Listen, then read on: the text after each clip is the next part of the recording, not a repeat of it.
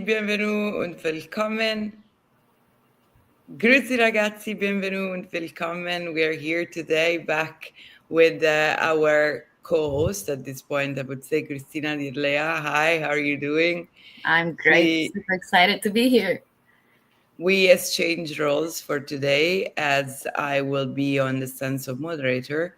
And finally, I wanted to kind of give you as well an introduction. You've been, for those of you who have been around and have been watching some of these classes and programs that we've been sharing online for the past months, every Tuesday at 5 Central European time. I believe it's 10 EDT, right? 11. 11. Sorry. You have been seeing her face, but let's give her like a more formal introduction because Cristina is a cannabis scientist, a cannabis science communicator, cannabis scientist. She's an educator. She has a very multifaceted experience across academic research, but also retail strategy because she has the opportunity to have her life and her knowledge and her competences built across the two universities of Europe and Canada. So she completed her Master of Science and Physiology at the University of Toronto, but also complemented that international with an international training at the ETH in Zurich. That's why for those of you that interact with us in German, she is your person. And also also holds a postgraduate certificate in cannabis applied science from the Loyalist College. So her background is really variegate because she includes both laboratory research with controlled substances, but also product education. She went into sales as well because, as you know, like for us in Europe, looking at Canada is kind of like interacting with the future in a sense. It's looking at adult market, and so she does strategic consulting, which we are very happy to be also running together. And some of the work that behind the screens you don't know she has been doing here with Cannabiscientia, with myself, and also today, I think it's a really good day, Cristina, to thank the many people that we've been interacting with for the past months, because we finally, on the 5th of June, we're passing the helm over to our layout person, the last person that will close this incredible epic journey of the second edition of Principle of Clinical Cannabinology. She had a key role in the proofreading. She ensured accuracy for the whole science on the botany, the clinical, but also the product related content. And it's been quite a journey, quite a mission, but it's really exciting to see it coming together in what's been quite transformative. I mean, I have here the first edition, and on the cover, obviously we changed the cover amongst the many people that we've been interacting with in these days. There was also the new cover, and here I see like 12 European country insights. Well, it just doubled. So I really would like to extend the thank you today to all the external new collaborators that have been supporting us in providing the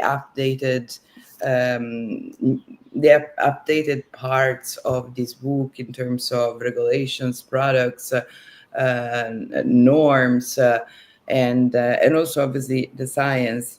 And so we have more contributing physicians this year as well. So more, we had a plus 200 EU GMP products with this edition. There are more than 500 now. So this just to give you some numbers of the immensity of the work that we've been carrying, and again, this wouldn't have happened without the magic of Cristina, and I think as well, may I say, the magic of what she will be presenting today, which has been as well a key on our emotional regulation, on how to handle possibly life situation of multitask situation in which we do feel a sense of overwhelm, and so to manage to refocus.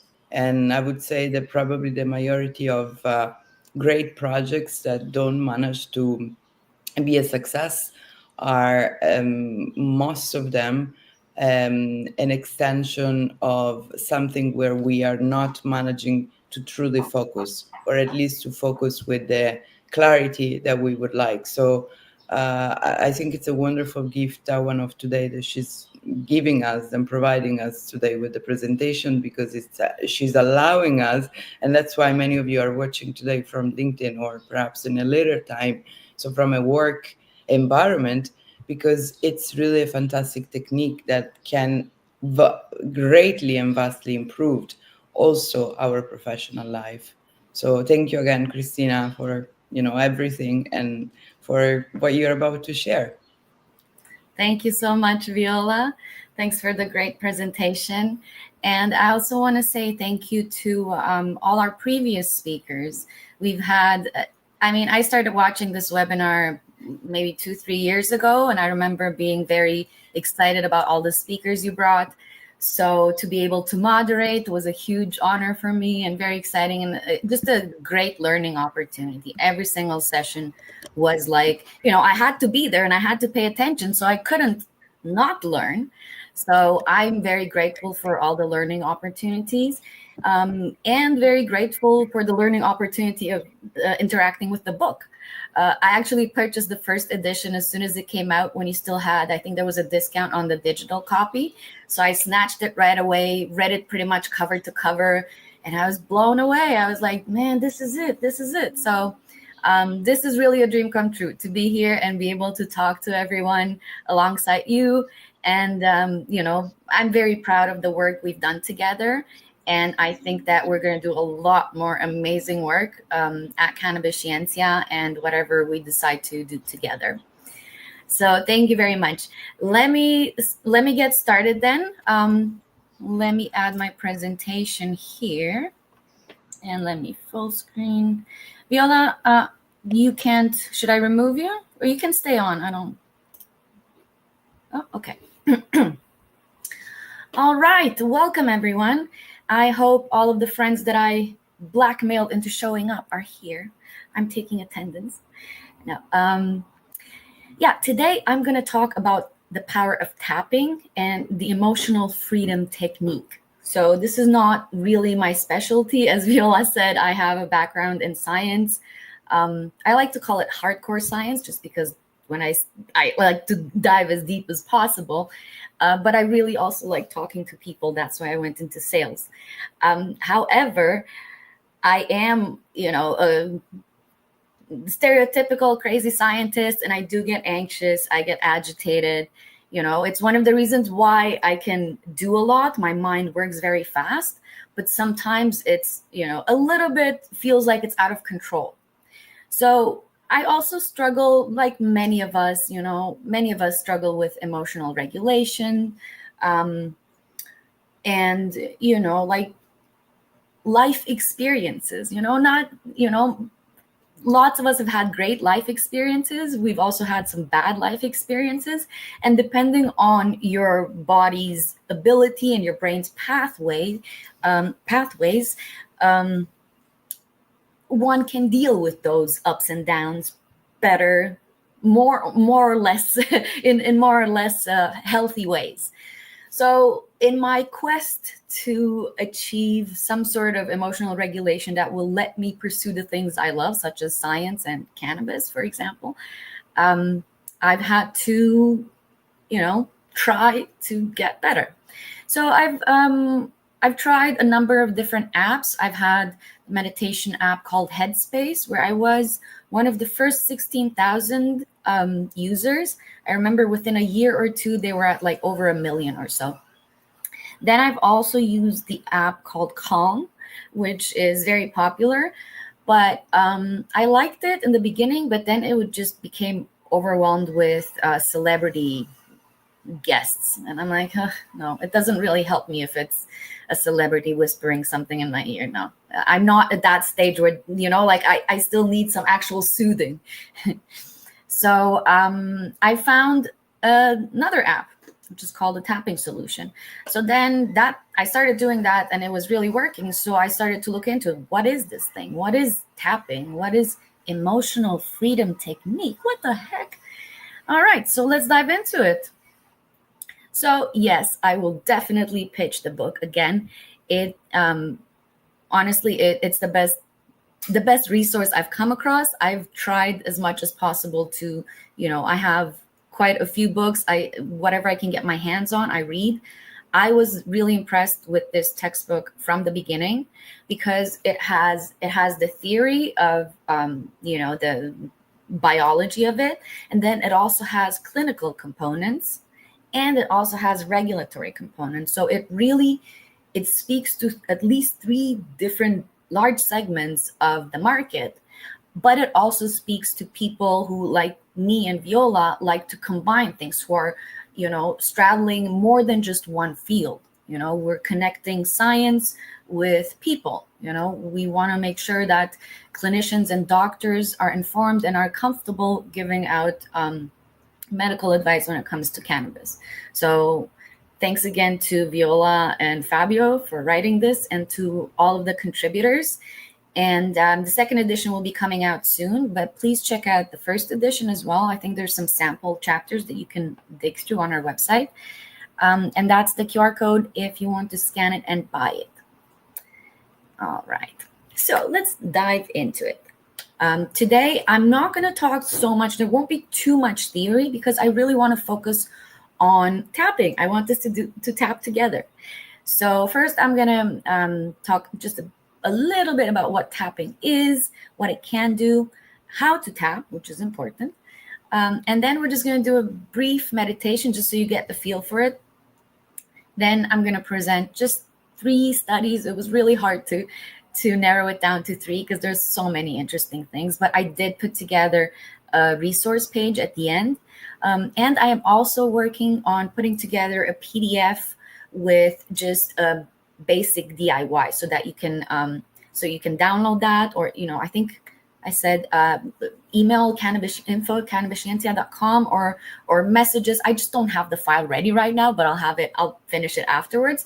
So it's gonna be a file that you can take and say, okay, let me identify the feeling. This is what I want to address. This is what I want to do. Like, it helps you make your own script, because the closer you are to the actual issue of what's hurting you or bothering you, the faster you're going to get relief. So it's important to be specific. So we're going to do a couple of meditations that I chose the focus, and the script goes towards a particular direction. But the beauty of this technique is that you can make it your own. You can do it yourself. It's not dangerous. It's very safe. I've been doing it for a while, and I really actually recommend it. But let's get to today, and then you can make up your own mind. All right. So what is tapping? Tapping usually means when you're tapping on something, not like knocking, but tap, right? So it's a combination of acupressure, exposure therapy, as well as cognitive reframing. So acupressure is like acupuncture, but pressure. So no needle, just pressure, because I don't like needles. And as much as I know, and I've heard that acupuncture can help with the struggles I'm having, it's just not for me. And that's the other thing, that whenever you're trying a new technique or any sort of hobby, or whatever you're attempting, your self-care routine, let's say, you need to make sure that it works for you, right? Like, you need to check in with yourself. Like, we carry a certain amount of responsibility for our healing, and also for taking care of ourselves during that journey. So, always make sure you're safe. Make sure if you're going into a bad place, and have your support systems in place. But that's for, I don't know, that's for like more distressing stuff. I hope you can't hear the construction noise. They're working on my neighbor's balcony. All right, so pressure, exposure from exposure therapy. If people who are scared of snakes, for example, there's gradual exposure therapy that lessens the intensity of the reaction. So that's kind of the concept behind exposure therapy. And cognitive reframing is when you expose yourself to a distressing stimulus, you get that emotional reaction, but then you have the chance while holding that to reframe that interpretation. And that's basically how healing happens. That's how it happened within me. And I'm here to tell you it works. I'll give you more details about that later. So we're doing light tapping on meridian points, and we're voicing affirmations. And the affirmations are basically part of the cognitive reframing. There's a few more components to it. And it helps calm the nervous system and rewire the stress response. So in someone like me with, I would say, like anxiety disorder that's been chronic for so long that it's become, part of my personality. And my system was always in fight or flight, always. So for me, there were meds that helped for a while, but then it didn't. But yeah, this has worked honestly as well and better than meds. So let's see how. 450 sessions later. Yep, that's me. I did 450 tapping sessions, and I use this app called the Tapping Solution. Here I show you a little. This is from my dashboard. So when you open it, it gives you a little quote. Does it say? The less people know, the more stubbornly they know it. That's true. Then the total tapping sessions. So, okay, maybe not 450. I was going to do an extra one just for this, but I decided to just leave it like this. Apologies for the omission, for the exaggeration. So set the total of 72 hours and 31 minutes. And I think it's been less than a year than I started, but probably like between 6 months and a year. It's how long it's been. And as I mentioned, like my nervous system used to be in a constant state of disarray and just firing on all cylinders. I was always like a firecracker. Sometimes I'd be so agitated that, I'd be somewhere sitting or something normal, and a normal person calls my name. Hey, Cristina. And I'd just be like, like my nervous system did not think that was just someone calling my name. What the heck is up? So it was quite unpleasant. And when I was going to, healthcare professionals and asking for help, they'd give me these questionnaires. 0 to 10, how do you feel? And I was just like 11. So I remember being at an 8 out of 10 for a very long time. So 8 out of 10 was my baseline. And then 11 and 12 was kind of when I was becoming dysfunctional. And when I first started tapping, one of the things is you got to rate your anxiety or whatever distressing feeling you have when you start out of 10. And I was like, oh, this again. Okay, fine. You know what? But I will not lie. I'm not going to say that it decreased just because, because sometimes I do feel like if someone helps me, I'll be like, oh, no, yeah, that actually helped a lot. Oh, okay. People pleaser, right? So when I first did this one, it went from I think I was at an 8 and it went down to a 5. So a reduction of 3 points that I could not believe it. I was like, what? If I wouldn't have been the one in charge of naming that number, I wouldn't have not believed that the decrease can be so strong. So the sensation of calming, I have not experienced that as fast from cannabis or from anything other than clonazepam, which is a controlled substance, a very dangerous, very addictive drug that was prescribed to me. I'm not, I don't like taking it, but actually I haven't taken it in a really long time because I've been managing with cannabis products, not just THC, but CBD and CBG, minor cannabinoids. And we can talk about the Canadian cannabis scene another time. Feel free to reach out if you want to talk more about that. But let's get to tapping. So it really has help me accept myself more, which, as you know, someone an overachiever, it's kind of hard to sit and say, no, that's enough, I've done enough today, there's always more to do.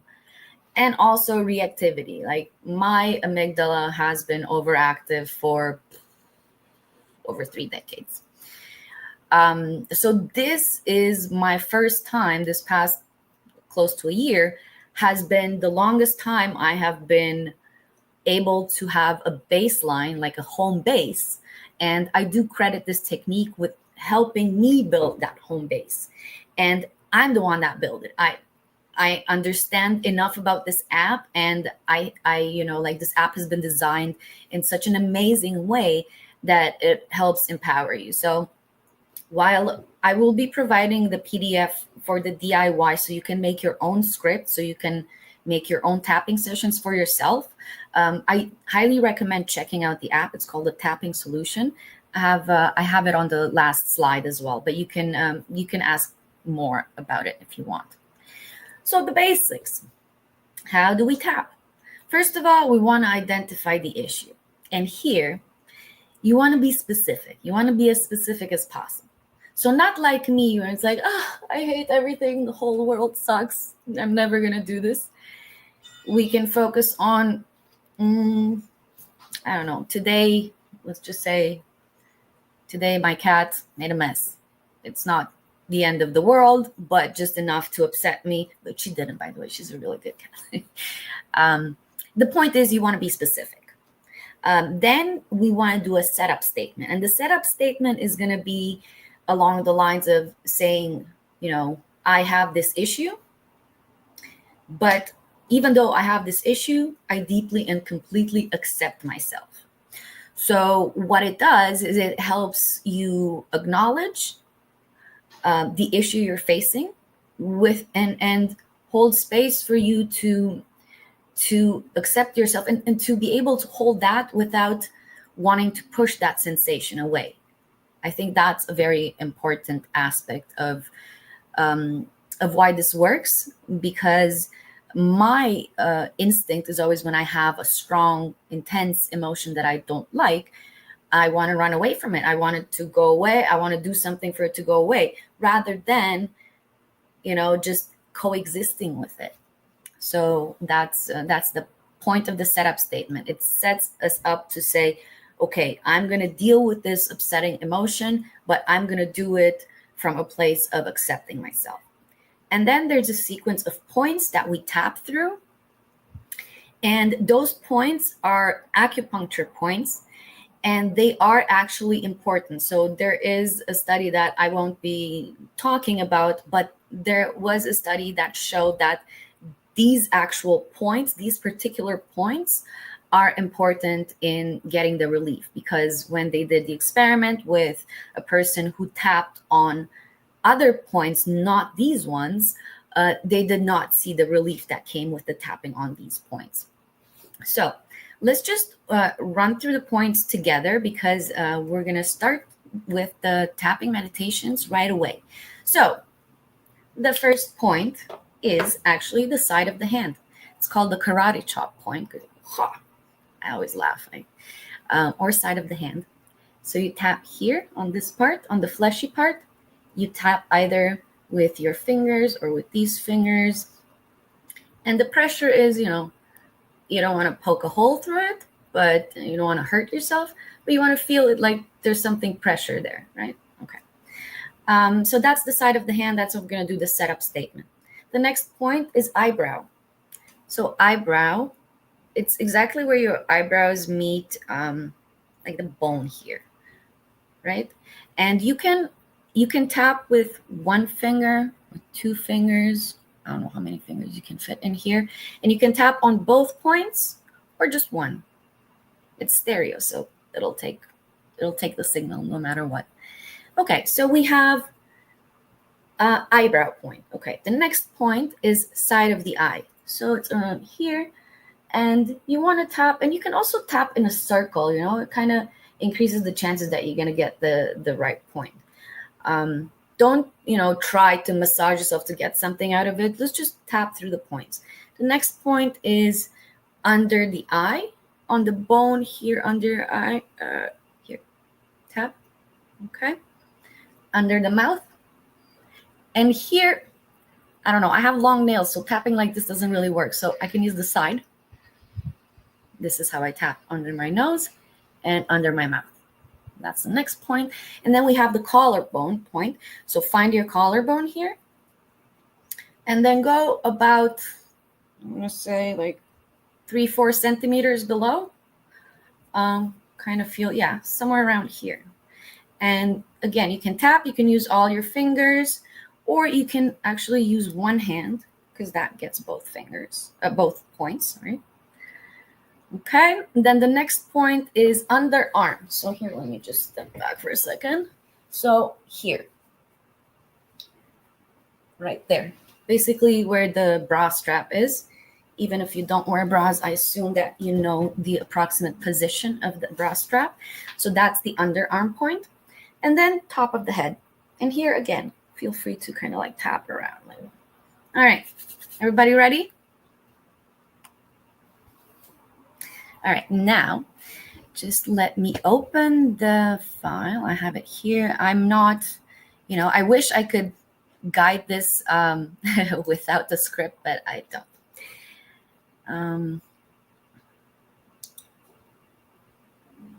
Okay, all right, so this meditation is called Instant Boost of Hope. So that's what we're going for. So this short meditation is designed to quickly help lift your spirits when you need it most. I assume that, people have had a long day at work. Not everybody has had a bad day. Even if you haven't had a bad day, everybody can use some hope. It's never a bad time for hope. So we'll start with some brief statements about how you may be feeling, and then jump right into the positive affirmations. So I want you to take a moment to note how hopeless or discouraged you feel, and rate that intensity on a scale of 0 to 10. I'll give you a second. I'll take a sip of my kombucha. And let's begin tapping. On the side of the hand. You can repeat this out loud or in your head. Even though I'm resisting hope, I am now open to new possibilities that I haven't considered before. Even though I just can't see any way out of this, I'm willing to try again right now. Even though this seems so impossible, I choose to believe that miracles can happen for me now. Eyebrow. Everything is possible for me. Side of the eye. I release all obstacles that are blocking my way. Under the eye. I believe in myself. Under the nose. Nothing is too big for me to handle. Under mouth. I can do this. Collarbone. Miracles happen for me all the time. Under the arm. Feeling inspired and more hopeful. Top of head. Right now. And now I'm going to guide you. You just keep tapping through the points. No need to repeat. Just tap through the points as you reflect on these prompts. So go back to the eyebrow and relax your body and visualize yourself free from the situation you are currently experiencing. Side of eye. Imagine it. Feel it. Feel that sweet release of everything that was keeping you down. Under eye. With every tap, you attract all the things into your life to make this happen. Under nose. You are victorious. Under mouth. You can achieve anything. Collarbone. Create this reality for yourself now. Feel the bliss coming through. Cry those tears of utter joy that come with victory. Top of head. Right now. Take a gentle breath in and let it go. And now tune back into how hopeless or discouraged you feel and rate the intensity with a new number on a scale of 0 to 10. go ahead and mark your number now. So that was the quick micro boost of happiness, of hope. And the script is by Nick Ortner from The Tapping Solution. So I'll talk more about that later. But that was the first intro. So now what we've done, you've seen that we've done the setup statement on the side of the hand. We've gone through the points once by repeating the affirmations, and then we also went through the points while focusing on improving, our state, or like believing in that it can be true. So, all right, now that you're feeling a bit more hopeful, let's hope, we can talk about some of the scientific proof that tells us that tapping works.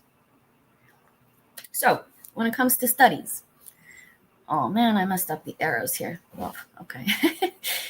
So cortisol, they were looking at the stress biochemistry. So it's, you don't need to rely on a questionnaire that says, oh my God, I am so stressed. You actually measure the cortisol in the participants. So they had, the treatment groups were 3 groups. Each of them received 1 hour of either EFT tapping, psychoeducation, which is just learning about stress, I guess, or no treatment for 1 hour. And this is what they found. So this is actually a study from 2020 that was replicating a previous study from 2012. And when you replicate the study, it's good news. So here we're looking at the reduction in cortisol. Oh my God, these arrows are all messed up. So the first 2 should actually be pointing down, because there was a decrease in cortisol, but the non-treatment was actually an increase. So the people who read magazines actually got a bit more stressed than the rest. If I were to guess, I'd say probably because you read a magazine, you compare yourself. Oh, I'm not as good as these successful people published in a magazine.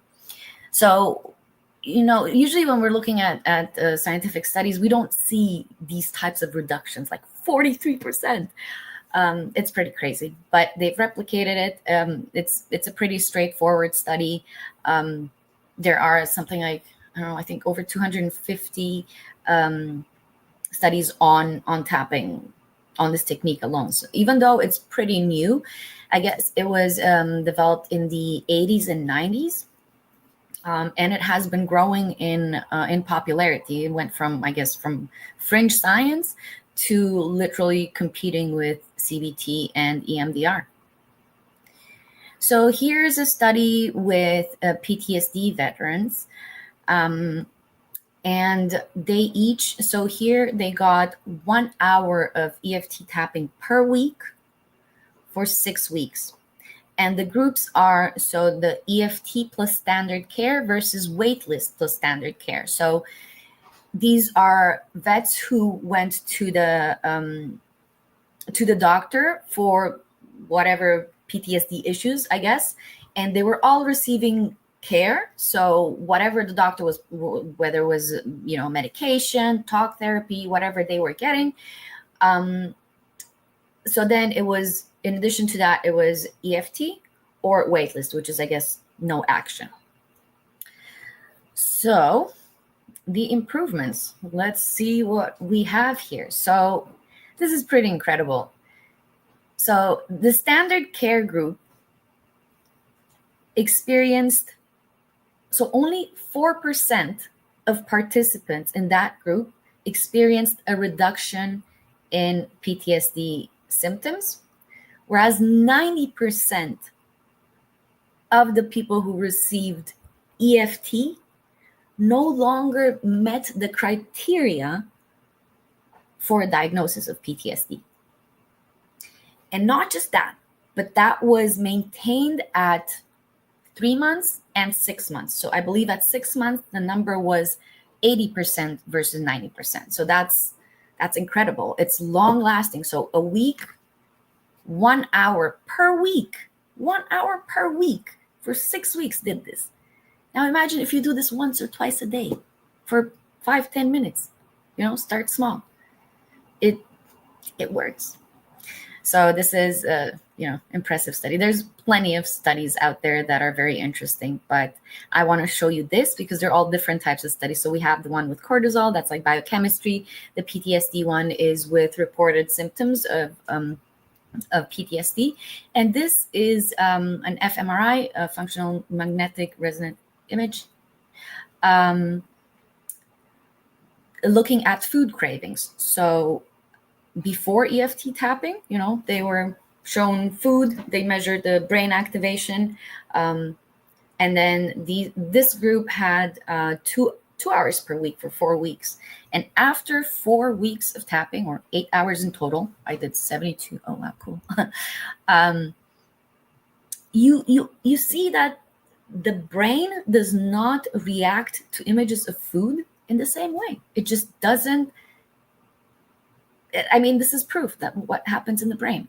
And this is, I believe this image is from women, but they're tested on men as well, saw the same result. And they had a very good negative control where you literally see them lighting up identical across like with no treatment. There was really no change in the color distribution, which shows you how active certain regions are.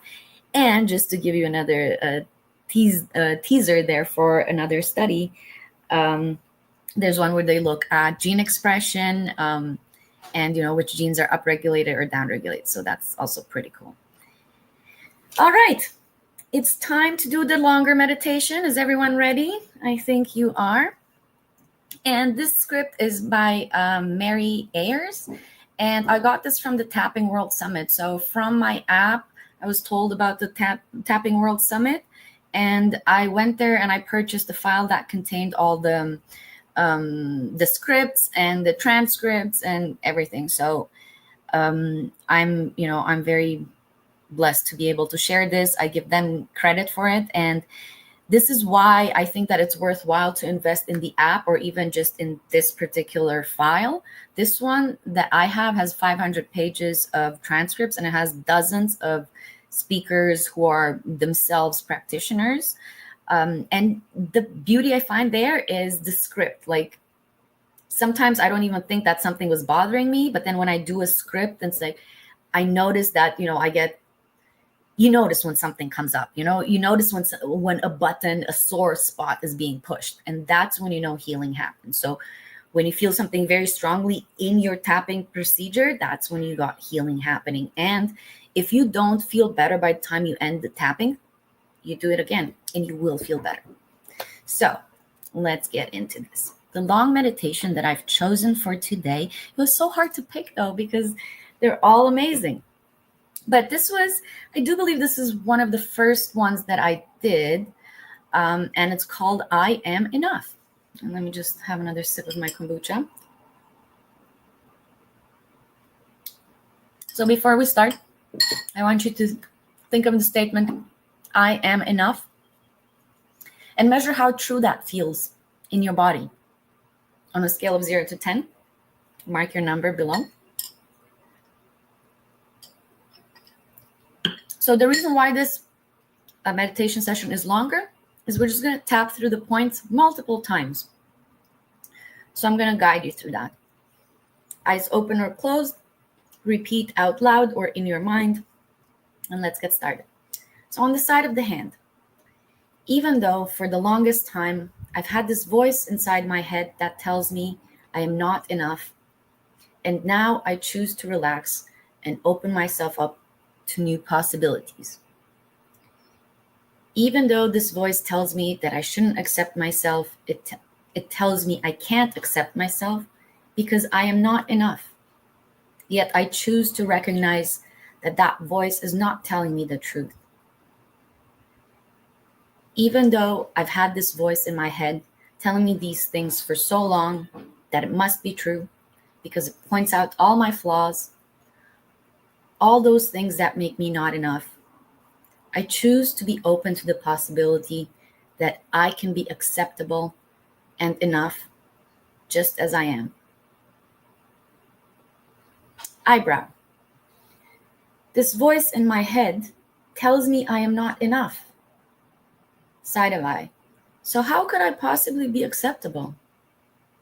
Under eye. It tells me I have flaws. Under nose. It compares me to others. Under mouth. It says I am different. Collarbone. That I am lacking. Underarm. That I don't measure up. Top of head. That I am too much. Let's go back to the eyebrow now. It says that I can't be acceptable, side of eye, until I'm different. It tells me when, under eye, it tells me when I achieve some goals,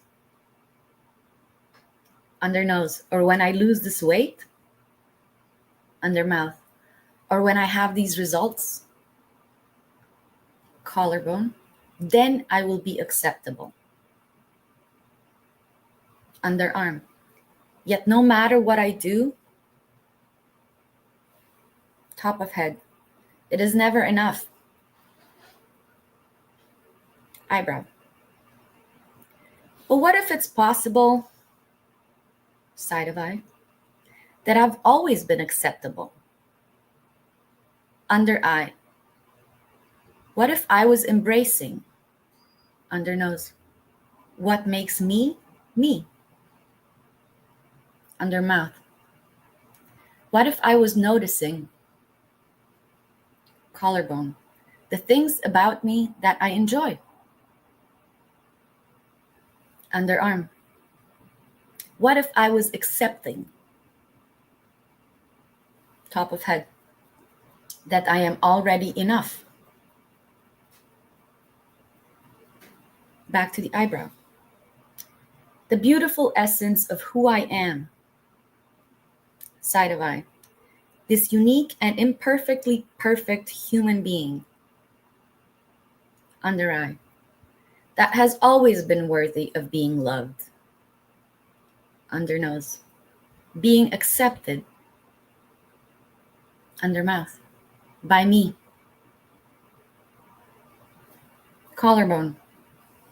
What would it be like to give myself permission, underarm, to embrace who I am, top of head, flaws and all? Back to the eyebrow. What difference is what I notice? Side, when I was beginning to be accepting of myself. Under eye, not when, but right now. Under nose. And in that kind and loving inner environment, under mouth, I started to bloom. Collarbone.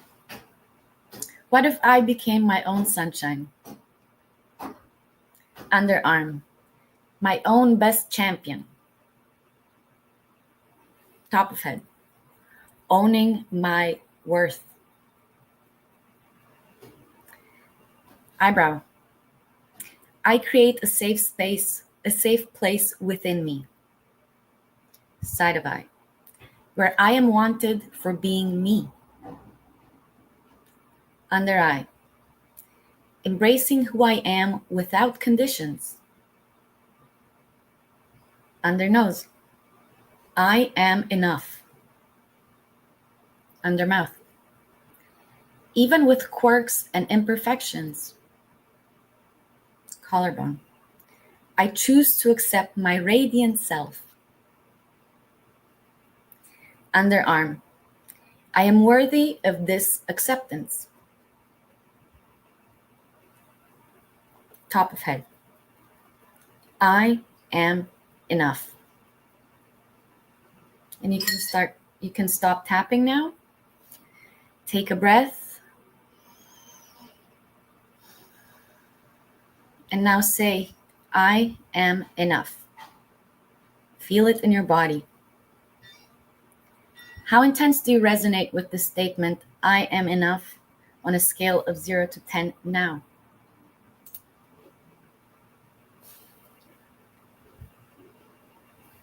All right. How's everyone feeling? Oh, I see there's comments here. Nice.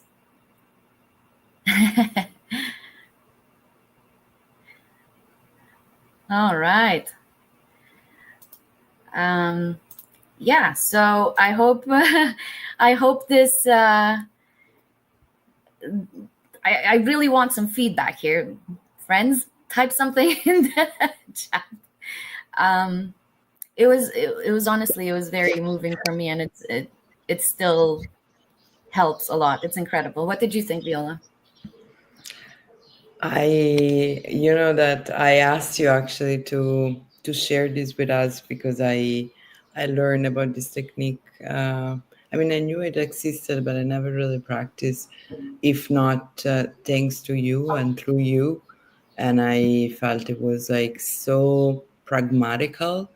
I think a lot of people may be scared of like going through like a whole session of meditation or yeah, different techniques that kind of I think are more no, I don't want to say scary, but like that gives the impression that you need to pour a lot of time, that you need to enter some weird Oh yeah. lotus position.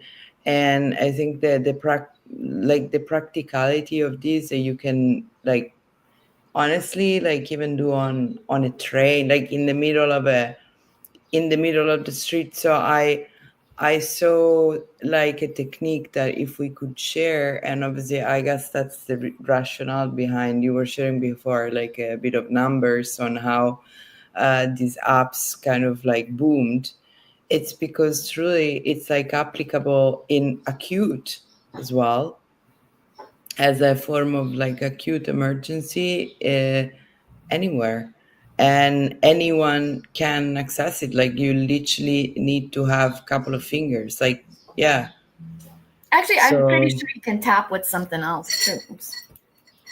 yeah, yeah, okay. So I wanted to ask you this. This Mhm. was actually one of my questions, whether it was mainly like from the sorry, I'm completely zen out now because I did follow along. But whether it was like mainly the part that receives, like the receiving part of our body, and so the receiving points that are getting tapped, or whether there is also some participation of our tapping, so through like the sensation of our hands as well, and whether that kind of like had a role in it. I don't know if Oh, so you're because asking whether the hands themselves are necessary? yeah, yeah, I don't think so. I think it's the actual points. Those are the ones that are responding, and the hand is just a tool to deliver that. Because when they've done, they've done experiments comparing the importance of the points, they've tapped on other points, and they did not see relief with tapping on other points. But I see your okay. question different. But yeah, no, you can tap with anything. I'm pretty sure. And just while I have you here on this slide, I want to. These are very important further readings. So the Ortner siblings, so Nick Ortner, Jessica Ortner, Alex Ortner, Karen is one of the guys' wives, and then Maddie, I believe, might be a younger adult. So it's this whole family, and they each have different meditations. And then in the app, there's also meditations for kids. They're super cute. Um, but they really, they do good work. And I'm someone who's very particular about, like, I can't do meditations on YouTube because I'm very sensitive to people's expressions, so I get distracted very easily. But these guys are very good. Like they don't they don't distract me. They don't annoy me. They're not, their personality doesn't come through. They just give you the instructions, which I appreciate. I don't want to be entertained when I do tapping. I want to keep those separate. So I highly recommend checking out their website and their app also. I've been paying for it. I even purchased it for my mom. It's I'm even gonna cancel my my Spotify. Like that's the only subscription I have. It's worth it. It's worth it. And if you go to the science research section of their website, you can actually download a 50-page PDF that has a very, well explained summary or explanation for lay people. So it really simplifies it for a lot more studies. So that's super cool to look at. And then Dawson Church and Peter Stapleton are pretty much the pioneers in this field. And I'm just happy that I got to do some more research for this presentation. So I got to learn a lot more. And this is very important. The last point here, the premovascular system. This is something I just learned about while doing research for this presentation, because I was wondering, okay, let's look at those points. Like, what's up with those points? Why? It's like magic. Poke, poke, poke, relax. Like, how on earth? I want to know how it works. So there's some evidence of a new system, like another vascular system. And this was presented by South Korean doctor, I believe, in the 60s. And he did a lot of staining experiments and was able to show the existence of these components. There are even some cells in there that are actually concentrated, and they only contain nucleic acids that are due after apoptosis. So after controlled cell death, instead of phagocytosis, these get shuttled to the P cells or P microcells, and that could be potentially a reservoir of stem cells in our bodies. So that's definitely something I'm going to dig into more. It's fascinating, and I didn't know about it. And nobody studied it afterwards because probably politics. But then there were other scientists that kind of went back to dig through it. And the only critique I found was that they said that he didn't explain what kind of chemicals he used, but he was just using stains that were very available at that time. So it's very easy to find those things. My point is that the reason why it's not as accepted has more to do with popularity, I think, than accuracy. So that's something very, very interesting. Cristina, thank you. Yes, thank you for going to the Q&A, because I obviously have a question here. I think they were incredible, the results that you showed on the PTSD. It's just I think anyone that has read a paper or two on DSM 4 knows that it's really hard to even get a 55% rescue. So to get a 90%, it's obscene, the fact that we are not practicing these like pretty much everywhere. But the question for you is this one, like going back on whether or not it kind of matters that if it's our touch that is doing the motion, or that it's just the receiving end. Because then I was wondering, would it work if I come, let's say, in your studio and you do a tapping session to me? Would that be as powerful as a self session? I think that if you say the words yourself, it would be. That's my guess. I would say that it is. And mm, Because what I see of this, the part that I obviously come with my understanding of having had the grateful experience of at the University of Padua of spending quite a lot of time with PIs that do practice hypnotherapy for anesthesia, that pretty much hypnotherapy, even if it's done by someone, it's always a form of self-hypnosis. So it totally makes sense what you're saying, in the sense of if you do say the words for yourself, because you're reinforcing like the self-statement for yourself. But then on the other end, there is the mechanical part of the tapping, that I'm wondering whether this is like a sort of reinforcing on entering into or keeping us with those like self-hypnosis sentences into a state, or it's like that, because you also, what you said is if you tap in different spaces that are not those identified, it doesn't work as well. So then it does make me wonder that if I'm, let's say, a veteran, I don't have my hands, would I come to you and I just repeat in my head, or I repeat out loud those sentences, and you do it to me? Would that be as powerful? And I guess so. I would guess. I would say yes, based on what I understand of this technique, and that is because massaging or pushing those points, what it does is it sends our body into the safety signals. So our body goes out of fight or flight and goes into rest and digest mode, while still holding the memory of or the upsetting thought. And as your body relaxes while you're still holding that, that's when the reprocessing happens and the intensity of the distress goes down. So that's why I'm saying that, you know, it's the receiving on those points that does the helping, and your participation, because you have to be, you have to show up, you have to have the strength to bring up that issue, because depending on the level of where you are in your healing, you might not want to face certain things. And just to jump off, to compare it to others, I think that's why this works so much better than other techniques. Is it's not so intrusive. Like, there's less chances of getting triggered and not being able to come out of it.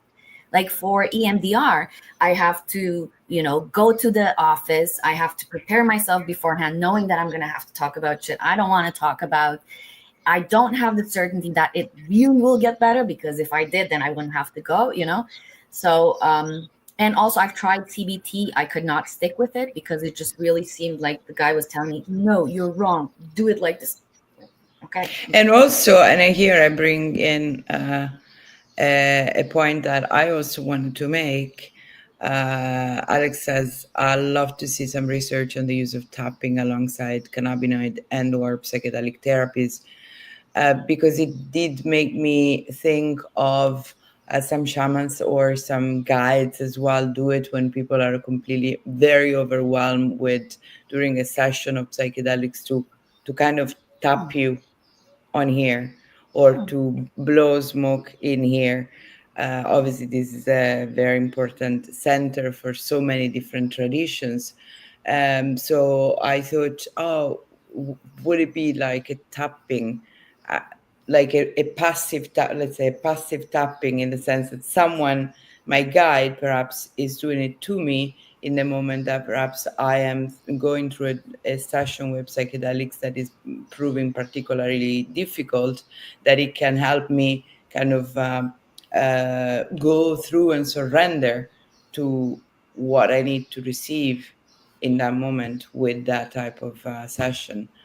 And that was kind of something that I was thinking about. And obviously, he's bringing a really good point, because also, I guess your biochemist nerd side is particularly interested on understanding the differences in anandamide that we have during and before and after a tapping session and all of that. So I don't know if you came across any study that was combining or evaluating this combination. So thanks for the question, Alex. I think that's a very interesting perspective. I did not come across anything specific, because all of these things are so new that they're barely being studied on their own. So I find it to be, it's going to be a long time before anyone's gonna get permission to study tapping, and like, most of the stuff is still legal, like cannabinoids and those things are not very. But I mean, if anyone from MAPS, or if maybe Anna Rita, maybe if she would incorporate tapping. Is she here? Because she said she was going to attend because she was considering incorporating it. So maybe indeed, maybe facilitators would be interested in. I mean, how easy would it be? It would be super easy for them to design a script for it. Like right now, you're feeling da da da, whatever you're feeling with whatever treatment you're getting, right? So I think that the important part about tapping is that pressing on those points sends safety signals to your brain. So whether your distress state is due to internal memories or external substances, tapping on the points through that particular sequence will result in biological relief of fear, whatever caused that fear. That's my interpretation. Beautiful. I can't obviously speak for her, but I think I'm very familiar to the way she works, and I know that she kind of never really want to drive or lead a client or a patient into any specific direction. This is her approach, which obviously it's not necessarily the approach that everyone takes, but she, in a very gestalt, very faithful to a gestalt method. It's truly a guide that doesn't guide you. It's a guide that holds space. So from her type of methodology that she comes from, if you need to break down, you need to break down, and I'm here to hold space for that, and this is Yep. a good space and a good place for that. So I don't really picture her giving, even like some affirmation that are positive at the end of the day, but to try and lift you out of discomfort, it's kind of cruel.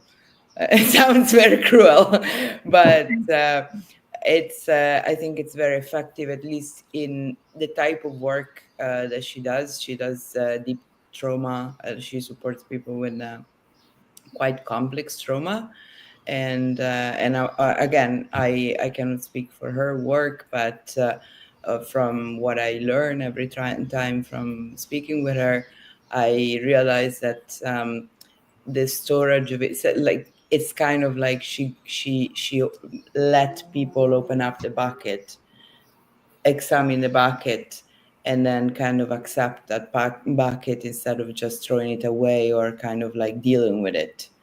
um it, that's why for me I was like, wow, really really impressed from the PTSD studies that you showed, because it's it kind of like gave the essence of a value that was beyond the, wow, I'm having like a acute moment of distress, uh, I need to refocus, I need to kind of get myself back together right now, and so I do the tapping, because in there, like, those are results with the rescue as well that you mentioned, that are going in a deeper level of our subconscious. So um yeah, we if she's not here around, we'll definitely bring this to her attention, because Yeah. it's something very valuable. But to address part of that is, okay, maybe there's no room for tapping during a psychedelic trip, but what about before? Because for me, Yes.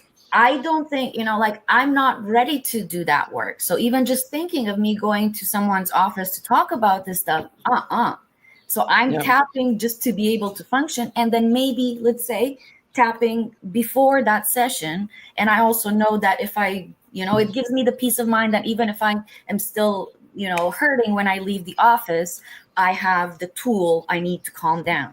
So it's not to replace anything, but just like any tool, it's one tool of our toolbox, and we also need support systems such as guides, therapists, doctors, whatever we have. And yeah, it's a safe technique, and it's up to the person to determine the best time when it can be used.